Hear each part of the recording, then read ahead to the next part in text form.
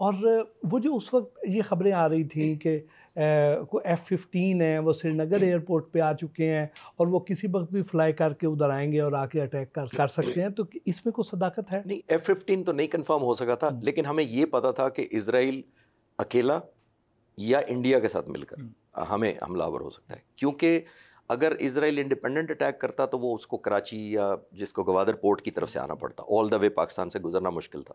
اگر ہندوستان کی طرف سے آئے تو وہ کشمیر ویلی کے اندر سے ہارڈلی 3 منٹ کی وارننگ تھی ہمارے پاس۔ تو پاک فضائیہ ان 10 سالوں میں جب تک ہم نے نیوکلیر اپنے اسٹیٹس حاصل نہیں کیا، وہ بہت سارے انسنگ ایسے ہیروز ہیں جنہوں نے پیٹرولنگ کی، کامبیٹ ڈیٹر کیا، اور بہت دفعہ ایسی بھی کوشش ہوئی کہ ان آئیڈینٹیفائڈ جہازوں کو چیلنج کیا گیا، لیکن وہ بعد میں کچھ دوسرے ثابت ہوئے۔ لیکن 2 دفعہ تو مجھے اچھی طرح یاد ہے کہ ہم آل آؤٹ ایکسپیکٹ کر رہے تھے کہ اسٹرائک آئے گی کوئی ہندوستان سے، لیکن یا اسرائیل کی طرف سے، لیکن الحمدللہ جب ان کو پتہ لگا کہ پاک فضائیہ اس حد تک الرٹ ہے۔ اور ایک اور آخری بات اس سوال کے جواب میں یہ کہتا چلوں کہ یہ بچا کیسے ہے نیوکلیر پلانٹ۔ میں آپ کے نوجوانوں کو یہ بتاتا ہوں کہ جب آپ دشمن کو بھٹی صاحب یہ کہہ دیتے ہیں نا کہ اگر ہم سے قیمت لوگے تو اس سے زیادہ قیمت خود دو گے، تو آپ پہ کوئی حملہ نہیں کرتا۔ اسرائیل کو یہ پاکستان نے کلیئر کیا ہوا تھا کہ قیمت آپ کو بھی پھر اسی طرح کی دینی پڑے گی۔ یہ بغداد والا اٹیک نہیں ہوگا کہ عراق کے نیوکلیر پلانٹ پر حملہ کیا یا ایران کے نیوکلیر پلانٹ۔ پاکستان آج بھی میں اس پہ قائم ہوں کہ اگر خدا نخواستہ کسی نے اٹیمپٹ کی تو اس کی پرائس اس سے زیادہ اس ملک کو دینی پڑے گی جس نے ایسی حرکت کی، الحمدللہ۔ سر، جب ہم ایئر فورس کے آفیسرز کے بارے میں پڑھتے ہیں، سنتے ہیں، دیکھتے ہیں کہ یہ ہر وقت الرٹ ہوتے ہیں، حالت جنگ میں ہوتے ہیں، یہ ہر وقت تیاری میں ہوتے ہیں کہ انہیں بڑے شارٹ نوٹس پہ فوراً جہاز تک پہنچنا ہے، اڑنا ہے، اٹیک کے لیے جانا ہے۔ تو یہ جو اس حد تک چوکس ہوتے ہیں، اس حد تک الرٹ ہوتے ہیں، تو کیا ان کی زندگی بڑی کوئی مشینی سی، بڑی کوئی روبوٹک سی نہیں ہو جاتی ہے؟ تو کیا یہ کوئی ہنستے کھیلتے بھی ہیں، کوئی مذاق بھی کرتے ہیں، یا ہر وقت اسی طرح سیریس رہتے ہیں؟ نہیں، اپنا جب پروفیشن کا ذکر آتا ہے تو بہت سیریس ہوتے ہیں، لیکن پروفیشن کے اندر بھی بڑے نان سیریس ہوتے ہیں۔ پروفیشن کے اندر نان سیریس کیسے ہوتے ہیں؟ وہ اس لیے نان سیریس ہوتے ہیں کہ وہ اتنا طاری نہیں کرتے جنگ کو۔ آپ نے مجھے ایک یاد کرا دی بات، میں آپ کو بتاتا ہوں۔ 1971 میں ونگ کمانڈر سلیم بیگ مرزا اس وقت حیات ہیں، اللہ ان کو زندگی دے، وہ واحد پاکستان کے فائٹر پائلٹ ہیں 71 وار کے، اور انڈیا کی طرف سے بھی، جس نے 2 جہاز مارے۔ انہوں نے ہندوستان کے 2 جہاز پشاور کے اوپر مارا، اس کی ڈیڈ باڈی ہم نے بھیجی انڈین پائلٹ کی، اور ایک سری نگر پر مارا جس کو انہوں نے پرم ویر چکر اپنا ہائیسٹ ملٹری ایوارڈ یعنی نشان حیدر کے ایکولنٹ دیا۔ تو 2 کنفرم کل ہیں۔ تو میں ان کا اپنی یوٹیوب ڈاکومنٹریز بناتا ہوں، میں آپ سے ذکر کر رہا تھا ایک دفعہ، تو میں نے ان سے بڑا انسسٹ کیا کہ اپنے جنگ کے بارے میں بتائیں، جو اس طرح انہوں نے لڑی، ہندوستان کے جہاز مارے، تو بڑے ریلیکٹنٹ تھے۔ اس لیے وہ کہہ رہے تھے یار اس میں کیا بات، میرا شوق بھی تھا اور میری جاب کا حصہ تھا کہ مارنا دشمن کو، تو میں نے مار دیا۔ وہ ایک دفعہ میں نے ان سے یہی سوال کیا، مجھے وہ بات یاد آ گئی۔ تو کہتے ہیں کہ میں نے کہا سر اتنا ہی سیریس آپ رہتے ہیں؟ تو انہوں نے کہا نہیں اتنا بھی سیریس نہیں رہتے۔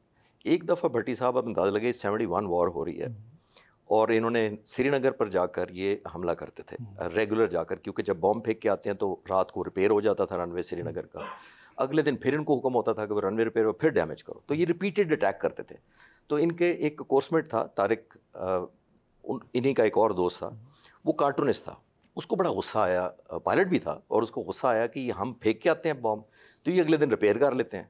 تو اس کو پتہ نہیں کیا سوجی، اس نے پوسٹر بنائے کارٹون کے، اور گیرزن انجینئر یعنی سمجھے کانٹریکٹر، جو ایک انجینئر ہوتا ہے جو ریپیئر کرتا ہے سارا، جو ہیڈ ہے ساری انجینئرنگ مشینری کا ہیڈ ہے، اس کو ہم جی کہتے ہیں، گیرزن انجینئر۔ تو انہوں نے پوسٹر بنائے F-86 جہاز، اس کا ایک سپیڈ بریک ہوتے ہیں۔ سپیڈ بریک کا مطلب یہ ہے سپیڈ کو بریک کرنے کے لیے باہر نکالے جاتے ہیں، یعنی کہ ہوا کے آگے جا کے رکاوٹ پیدا کرتے ہیں۔ وہ اس وقت نکالے جاتے ہیں جب آپ نے سپیڈ ڈیسلریٹ یا کم کرنی ہوتی ہے، وہ عام طور پہ کامبیٹ میں نہیں باہر نکالتے۔ اچھا، اب انہوں نے کیا کیا، اس نے پوسٹر بنائے، سپیڈ بریک کھولے زمین پر، اور سپیڈ بریکوں کے اندر اس کو بند کر کے سپیڈ بریک کو کلوز کر دیا۔ جب یہ سری نگر کے اوپر پہنچے ہیں تو آپ سوچئے کتنی ڈیرنگ حرکت کی، بام پھینکے اور بام پھینک کر اس نے سپیڈ بریک کھولے اور سارے پوسٹر رن وے پر گرا دیے۔ اور اس پر کیا لکھا ہوا تھا؟ اس پر یہ لکھا ہوا تھا، گیرج انجینئر کو ایڈریس کیا تھا، اس نے کہا کہ GE انگریزی میں لکھا، اگر تم نے اب یہ رن وے ریپیئر کیا تو کل ہمارا ٹارگٹ تمہارا گھر ہوگا۔ آپ کیا رن وے پر پوسٹر پھینک کر آ گئے، مطلب آپ اندازہ لگائیے کتنی فنی بات ہے کہ ان یوزول، اور جنگ میں مذاق کا سوچ رہا ہے۔ اور بلکہ یہ جو ایویشن فالو کرتے ہیں، دے وڈ انڈرسٹینڈ کہ اسپیڈ بریک کھولنا کتنا خطرناک ہے.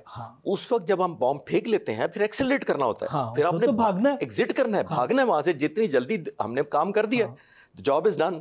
اس وقت آپ اسپیڈ بریک نکال رہے ہیں, اپنی اسپیڈ کم کر رہے ہیں صرف پوسٹر پھینکنے کے لیے. اب مطلب میں ہضم نہیں کر پا رہا تھا بات کو کہ اتنا ڈیرنگ اور اتنا لائٹر مومنٹس بھی جنگ کے اندر بھی ڈیورنگ دا وار, جب نیچے سے اینٹی ایئر گارڈ گن فائر کر رہی ہے, اوپر سے فائٹر جہاز آپ کو پکڑنے کے لیے آ رہے ہیں اور آپ اپنے اسپیڈ بریک کھول رہے ہیں جسٹ ٹو کریٹ فن. تو اس طرح کے واقعات بہت سارے کبھی کبھی آتے ہیں ذہن میں. یہ تو بہت زیادہ جواں مردی, بڑی ہمت کی بات ہے, اتنی دلیری. یہ وہی تو جذبہ ہے جو پاک فضائیہ کو دوسری فضائیہ سے مختلف بنا. ایئر کمانڈر سجاد حیدر جنگ کے ایک اور ہیرو ہیں, انہوں نے پٹھان کوٹ پر حملہ کیا تھا, 11 جہازوں کو تباہ کیا. 6 ستمبر 1965 پہلے دن فرسٹ اسٹرائک کی تھی, زمین پر سب کو تباہ کیا تھا, تقریباً 11 جہازوں کو زمین پر کھڑے کھڑے جا کے حملہ کیا تھا. اور اس سے پہلے وہ کیا کہتے تھے, وہ کہہ رہے تھے کہ ہم نے انٹرسیپٹ ہونا ہے, دشمن کو پتہ ہے ہم آ رہے ہیں, حملہ کرنے آ رہے ہیں, ہم میں سے کئی لوگ واپس نہیں آئیں گے. انہوں نے ایک بالٹی منگوائی ٹیک آف سے پہلے تھوڑی دیر, جب بریفنگ ہو گئی مشن پہ جہاز پہ جانے لگے تھے, ایک بالٹی منگوائی, پانی بھرا اس کے اندر اور ایک پرفیوم کی بوتل اس کے اندر ڈال دی. سارے پائلٹس کو بلایا, تولیے ڈبو ڈبو کہنے لگے کہ یہ سارا اپنے آپ کو ملو. سارے حیران ہو گئے کہ یہ تولیے پرفیوم والا تولیہ کیوں. تو انہوں نے کہا کہ جو اللہ میاں کے پاس جائے گا خوشبو کے ساتھ جانا چاہیے.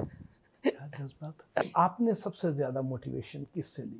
میری جی موٹیویشن عام طور پہ نسبتاً بہت مشہور ہیں وہ, لیکن نسبتاً کم ہیں, وہ ہیں اسکالر لیڈر سرفراز رفیقی. یہ میں آپ کے ویورز کی آسانی کے لیے بتاتا چلوں کہ 65 کی جنگ میں یہ طے پایا تھا کہ جو ہی جنگ بریک ہوگی یا ہم آؤٹ بریک ہوگی, 3 ہوائی اڈوں پر پاک فضائیہ ہندوستان کے سائملٹینیسلی 5 بجے حملہ کر دے گی, شام کو 5 بجے اکٹھے. پٹھان کوٹ, ہلواڑہ اور آدم پور. پٹھان کوٹ جیسے میں نے تھوڑی دیر پہلے کہا, ایئر کمانڈر سجاد حیدر اس وقت اسکواڈرن لیڈر تھے, وہ اسکواڈرن کمانڈر تھے, وہ پشاور سے گئے, انہوں نے پٹھان کوٹ پر بڑا کامیابی سے حملہ کیا. ایم عالم نے کرنا تھا آدم پور پر. آدم پور پر حملہ کرنے کے لیے جب وہ گئے تو رستے میں ان کو انٹرسیپشن مل گئی اور فائٹر کھڑے ویٹ کر رہے تھے, اور وہ کامیاب نہیں ہوئی تو رستے میں ڈاگ فائٹ ہوئی اور واپس آ گئے. وہ نہیں پہنچ سکے اپنے ٹارگیٹ. جب وہ واپس آ رہے تھے, تیسری فارمیشن اسکواڈرن سرفراز رفیقی نے لے کر جانی تھی. ہمارا کیونکہ سیالکوٹ پر حملہ ہو چکا تھا 600 ٹینکوں کے ساتھ, سیالکوٹ کو خطرہ تھا, ادھر لاہور کو خطرہ تھا, تو پاکستان آرمی نے ایئر فورس سے کہا کہ آپ اپنے پلان چھوڑیں, پاکستان آرمی کو سپورٹ کریں. تو ہمارے موسٹلی جہاز گراؤنڈ فورسز کو, ٹروپس کو سپورٹ کرنے کے لیے ادھر چلے گئے. جہاز اس مشن کے لیے جس میں اسکواڈرن لیڈر سرفراز رفیقی نے جانا تھا, 8 جہاز سب ٹکڑیوں میں گئے تھے. ان کی 8 کی بجائے سوچے 3 جہاز ملے ان کو, 8 کی بجائے.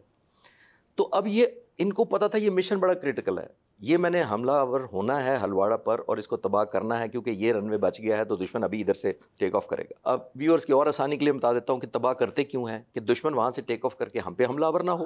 جب ہماری لینڈ فورسز جائیں یا ہماری ایئر فورس جائے اسٹرائک کرنے کے لیے, ادھر سے ہمیں ریزسٹنس نہ کوئی دے, تو رن وے اگر گراؤنڈ ہوگا.